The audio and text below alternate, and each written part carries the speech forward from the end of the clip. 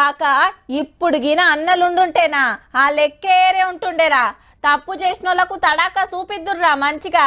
గీ అవినీతి గీ దందాలు ఉండకనే పోవు అనొకళ్ళు. ఏహే గీ కాలంలో అన్నలేడ బతుకుతారా, ఎవరన్నా సపోర్ట్ చేసేటట్టు ఉన్నారా, ఎవల బిజీ వాళ్ళది అని ఇంకొకళ్ళు. ఎవ్వల మాట ఎట్లున్నా నక్సలైట్లకు సంబంధించిన ఏ వార్త అయినా మనకు పెద్దదేనబ్బా. అసలు కర్రెగుట్టలలో అన్నలు ఉన్నారా మస్కా వచ్చి మాయమయ్యన్రా. 2 వారాలైంది మళ్ళా 20,000 మంది జవాన్లు అడవిలకు దిగి అదిగిన ఉత్తగన హెలికాప్టర్లు, డ్రోన్లు, బాంబులు, తుపాకులు పట్టుకొని అగో ఆడున్నారని ఇగో ఈడున్నారని మనోళ్ళు కొండలు గుట్టలు ఎక్కుడే గాని ఇంతవరకు నక్సలైట్ల జాడ వాళ్ళేదట. జాతీయ జెండా ఎగిరేసిండ్రు గాని ఎర్ర జెండాలను అయితే దొరకబట్టలేదట. బంకలు బయట పడుతున్నాయి, బకెట్ బాంబులు అగుపడుతున్నాయి, భూమిలో దాచిన సామాన్లు వెళ్తున్నాయి. ఎర్ర టెండలకు వశపడక మస్తు మంది జవాన్లు అడ్డం పడ్డారు. కొందరి దవాఖానలో చేరిక చేసిండ్రు.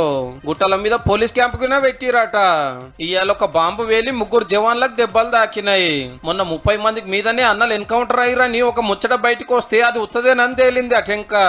1000-1500 మంది మిట్ట పెట్టిండ్రు. అందుకే అడవిని రౌండ్ అప్ చేసిండ్రు. ఎవరు నిడిచిపెట్టారట అని ఎంతో ప్రచారం అయ్యింది. మరి వాళ్ళంతా ఎటువైనట్టు ఏమైనట్టు, ఇంకా ఈ గుట్టలలోనే ఉండొచ్చునా లేకుంటే ఇంకో తవ్వలు అవతల వాడొచ్చునా?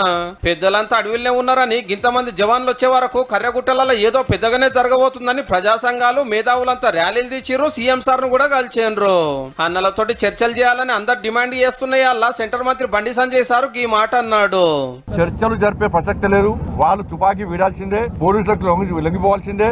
వచ్చే ఏడాది మార్చి నాటికి మావోయిస్టులు అనేటోళ్ళనే లేకుండా చేస్తామని ఖుద్దు సెంటర్ పోలీస్ మంత్రి అమిత్ షా సారే ఎన్నో మాటలు చెప్తే మన కర్రెగుట్టలలో గిట్ట నడుస్తుంది. చూడాలి మరి రేపు ఏమైతుందో.